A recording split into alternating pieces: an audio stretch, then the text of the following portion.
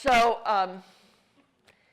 I'm teaching at Berkeley, and I have access to models. The models, when you teach life drawing, you're lucky to get a young, good-looking person. Mainly, they're people my age and older, trying to make a little extra money. They're not petty girls, and they're not beefcake fireman calendars. So I was so used to working with classes, working with nude models, that, oh, and it's also the 70s in Berkeley. Everybody's walking around nude. What happened? I thought we were all through it, and now we're back into conservative times. But anyway, I did this piece after an argument with my uncle, my dad's brother, who never got over the Second World War. And this is a discussion about Japanese warriors that are ceremonial only, and an older man. So this is about beautiful young people in the tropics, very vulnerable. And I'm trying to even remember what I called this, and I can't right now.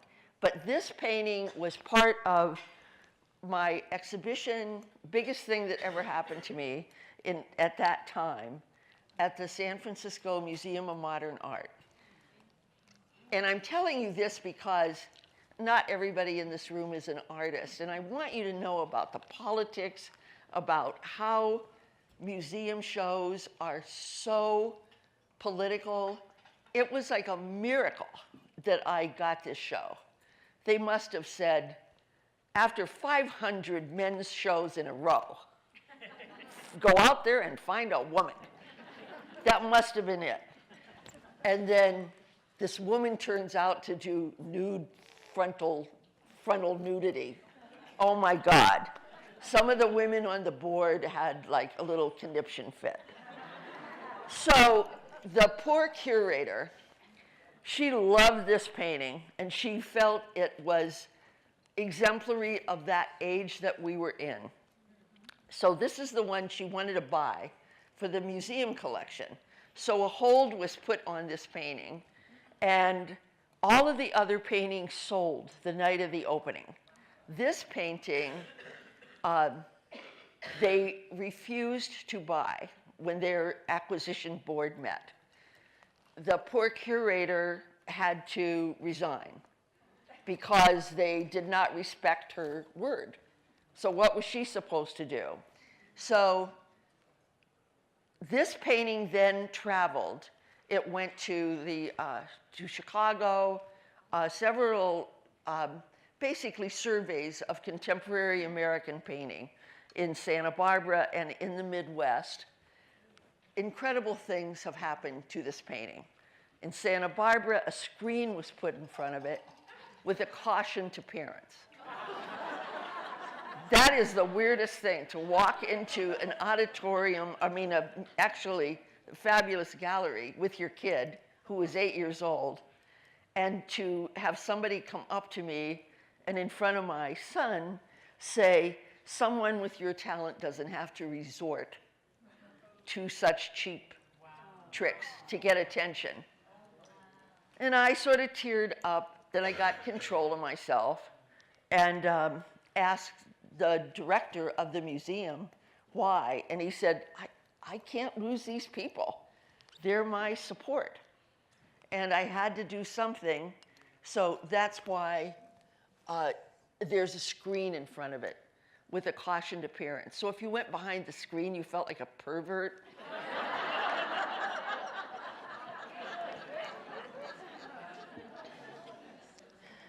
So this painting, after all it's been through, and by the way, the man in the painting is an Episcopalian minister in El Cerrito, California.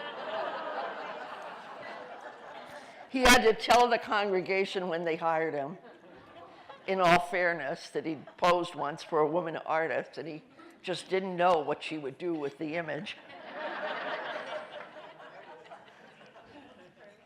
Uh, at this point, I meet this fabulous couple. He modeled for me, and they both wanted to be part of my paintings. And so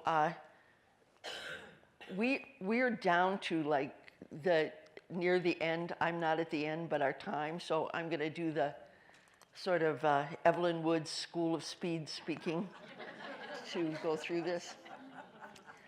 So now I'm using an airbrush. I gave up on hairbrushes and oil. And realism, photorealism is sort of sweeping the art world. So I'm invited to be in everything, all over the place. And teaching at Berkeley, trying to raise a kid. The marriage is ending because my husband, who was raised in Cleveland, I got his point. He hated cities. And he's saying, well, we have some money now. I want to live in the suburbs. And my peeps, my whole tribe is in the city. If I leave them and go off, we ended up doing what he wanted to do. Bought a house in Marin County, basically out in the woods of Inverness. I commuted, luckily didn't die, because if you know that curvy road to cross the Golden Gate Bridge, if I wanted to go to somebody's birthday party or a wedding or somebody's opening, it's like drive through the fog and get to San Francisco. So this painting, I'm not going to be able to make my time. I'm too old. I've lived too long. I've had too many fabulous things happen to me.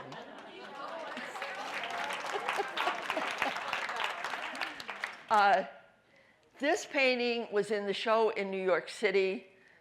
It was purchased by AT&T, put on the 15th floor. They bought couches to match.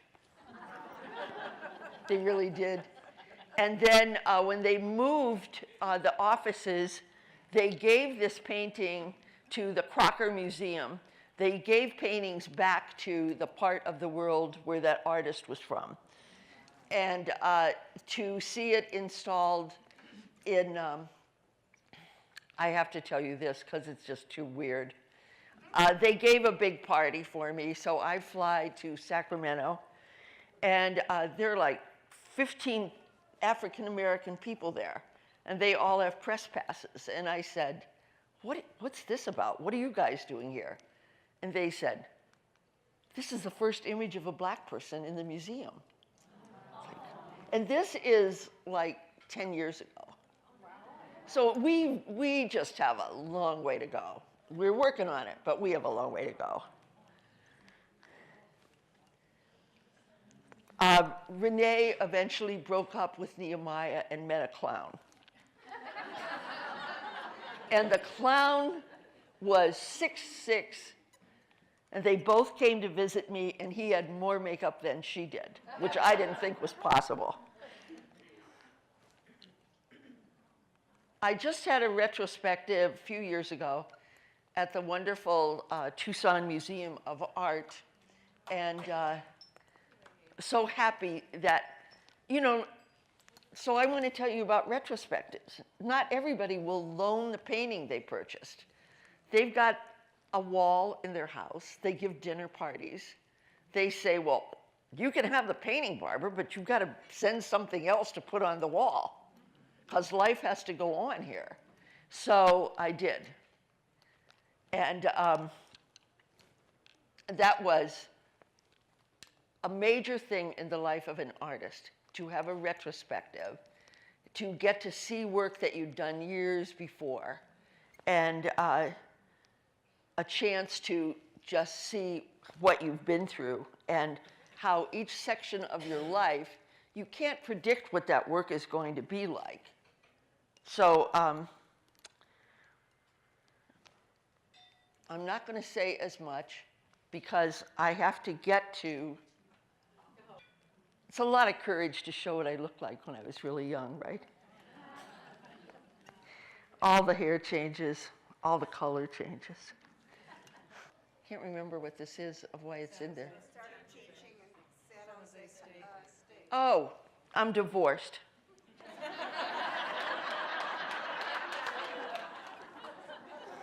I'm commuting to San Jose on the Nimitz Freeway.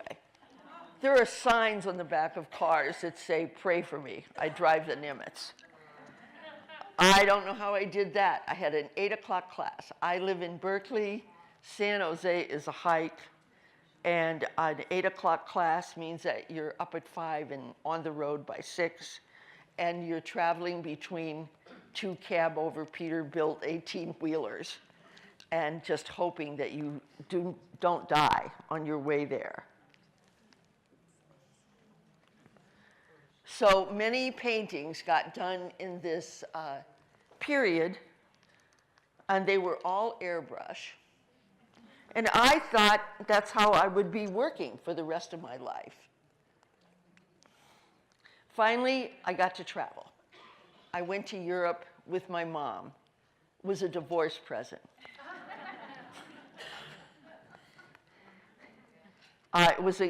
It's an incredible thing to go to Europe with your mother. She'd never been there. We discovered it together. It was fabulous. I am so grateful. This is really one of the last paintings I did before I went to Hawaii in 1982, and it happened to be Thanksgiving weekend when Hurricane Iwa hit. And I never, ever thought I would live. Maybe about 700 houses just disappeared where I was. I was in a house on a beach, the tiniest house on that beach, so the waves went over the house. And the higher profile homes were destroyed. And I came back to the Bay Area, and I was working on lithographs at Magnolia Editions, and I just went to work. Lithographs are some of the hardest things an artist can do. For every color you see, it's a different plate, and the plates have to be lined up when they're printed exactly. It's just labor intensive, so I did that, and I was teaching at the San Francisco Art Institute. I was head of their graduate program, the first woman in painting. They asked me, this is the school that I asked for my money back. I'm now head of their graduate program. They asked me to completely redesign the program and go ahead and hire women. Women, like another species, like they had to have women's restrooms. When was that, Barbara? That is 83. 81? Okay. Yeah, because I was teaching there when I went to Hawaii. And I don't know that I would have come up with the way that I work now if I hadn't been teaching there, because that school is so experimental. You get so much encouragement to try anything and to try new materials. And there's so many people, even the students, everybody wants to help you get through this.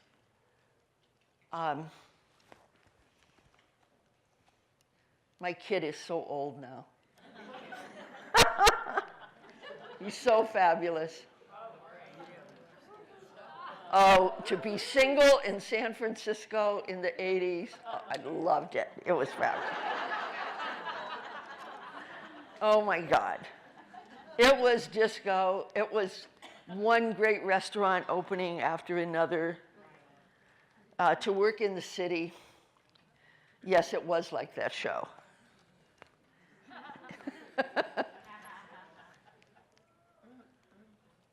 This is the hurricane. I have such respect for nature. It is so beautiful, and then it can kill you. I mean, a coconut coming toward your head. If you don't see it coming, that could be the end of you. And I learned that, you know, like Dorothy L'Amour, you don't tie yourself to a palm tree. It's better to tie yourself to a toilet. It seems like the plumbing is what holds everything together.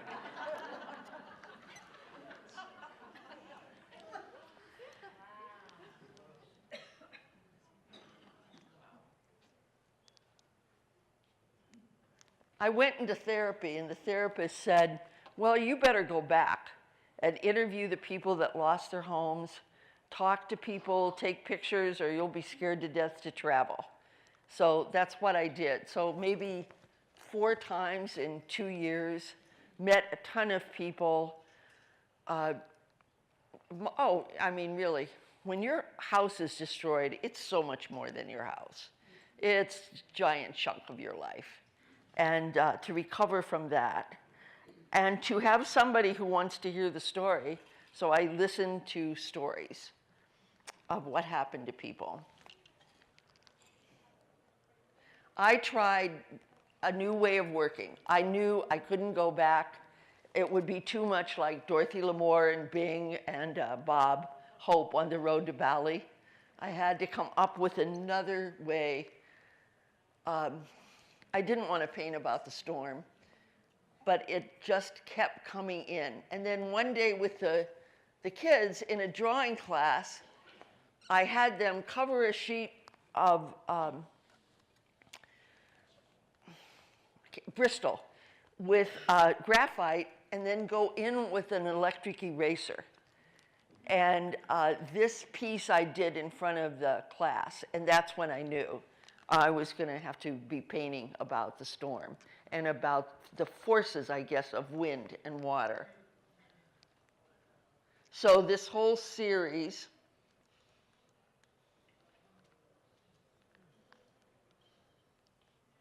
are they going to take this room from us? Is somebody else scheduled to come in?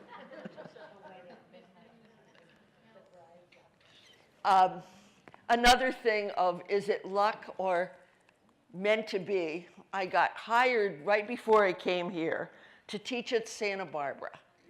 And in Santa Barbara, if you haven't been there, put it on the list to go to Lotus Land. Ganawalska's Lotus Land is in Montecito. It's 38 acres of unbelievable, fabulous botanical plants, where people have to come from all over the world because these gardens that went in the 30s are now like zoos where they have to come and get pollen from a certain kind of plant in order to keep the, and you know, some plants are really sexed. They're males and females, like cycads. So this garden is so important to gardeners from all over the world. And it's just a stunning place, and it made me realize that it was another reason to take the job offer to come to Tucson, because I had I knew I wanted to leave the Bay Area. I wanted to see more of the world, and I knew that would probably invigorate my work. So these are shots from Lotus Land. I got to photograph it one day by myself, to be in that garden. Just me and a guy from Australia scraping pollen into a little glass thing, and he had to get back on the plane and go pollinate. And I said, "You're the new bumblebee." What a job.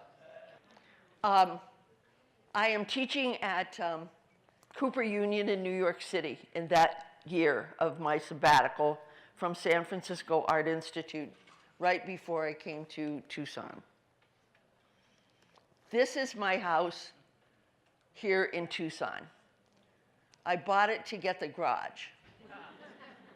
It was going to be my studio. And this is the house now. I met this guy named Tom Black, if any of you know him.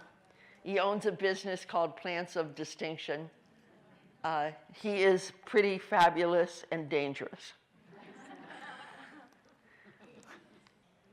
I still sort of can't believe it that I get to have the rabbis. It's happening to me. I get to live in this paradise. I love Tucson. I just think if you end up here, you've like won the lottery. This is a trichoceros. It blooms like between the evening. The bats come in and pollinate it. It has these cad yellow centers, and the bats get in there and roll around. And when you see them leave, they're bright yellow, covered with pollen. This is some of the new work that was started in the 90s here in Tucson. This piece is up right now at the Tucson Museum of Art. If you get down there, the show that's up is fabulous. If you haven't seen the museum since the renovation, you'll be so impressed. They've done a beautiful job. Each one of these pieces, of course, there's a story that goes with it, which I always share with the people that buy the piece so they know how it came into existence. This is at Maynard's by the bar. They need to put a light on it.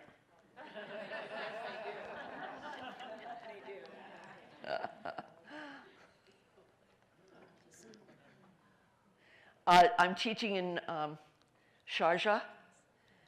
That was an absolutely wonderful experience. I had an exhibition there, and the girls, with all their abayas and their beautiful headscarves, I would worry about them getting paint, and they would laugh, and they would say, "We have many, many of these." This is art school in Sharjah, in the Emirates, what it looks like. They told me to buy really, really serious sunglasses because besides the sun, everything's marble. And the light is incredible.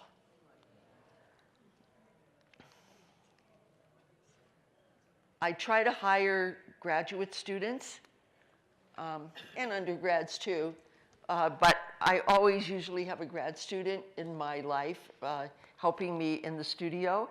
And beautiful Liz, one of my former assistants.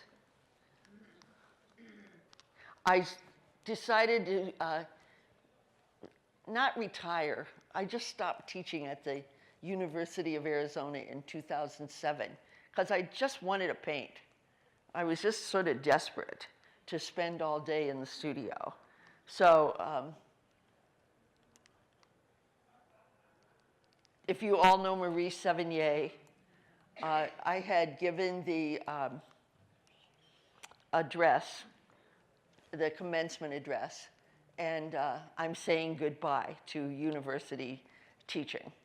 And the address was really to parents of how to help their artist child be successful in the art world. I taught the business class there and loved that because there's so many things that you can give your kid when they're 20-something, other than a trip to Europe.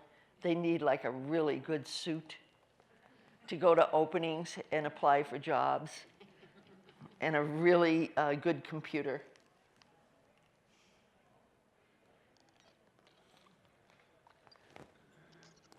So this is work that's done in the last few years.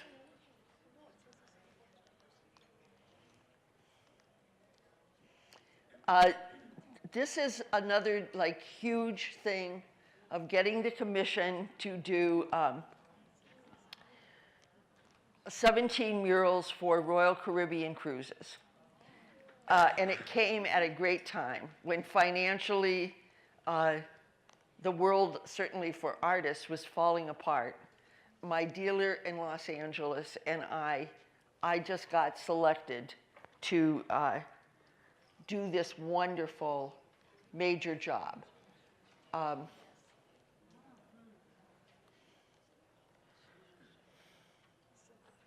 I did 17 paintings for their dining room.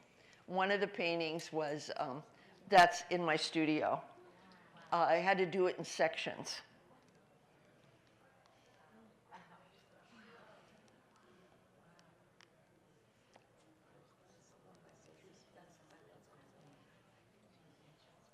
It was scary for me, probably more scary for them.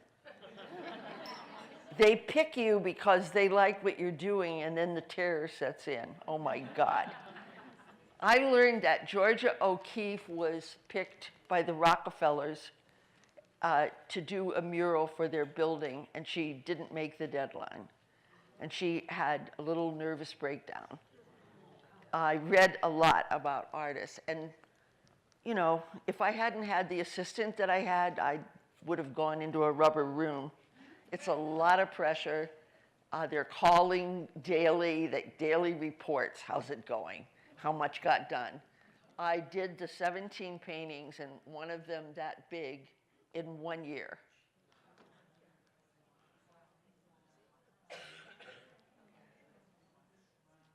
That dining room seats 3,000 at a seating, and they seat 2 a night. The ship itself holds 8,000. There's 2,000 crew and 6,000 souls, as I like to call them. Yes, you can't help but think of Titanic when you're on it. That was the biggest chandelier that I'd ever seen in my life. So the other 16 paintings are 10 feet long, and they are where the tables and chairs are. This is the museum exhibition at the Tucson Museum of Art, and like I told you, it's such a major thing for artists to see that much of their work together, and you're so grateful and appreciative of the staff of the museum, the fabulous curator for that show, Julie Sassy, she's here tonight, and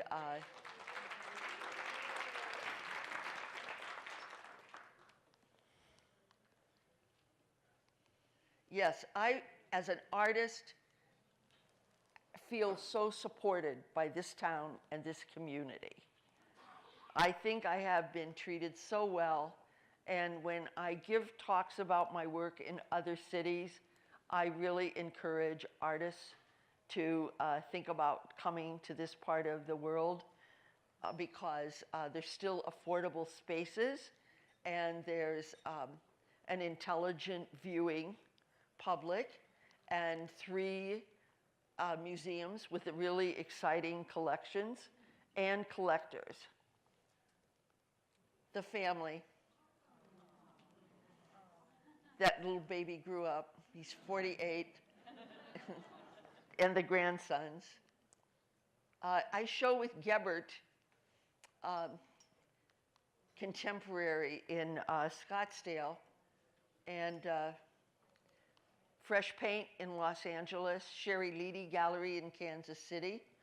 And there's always work at my house. If you are in the mood, my cards are all over. Give me a call and come over.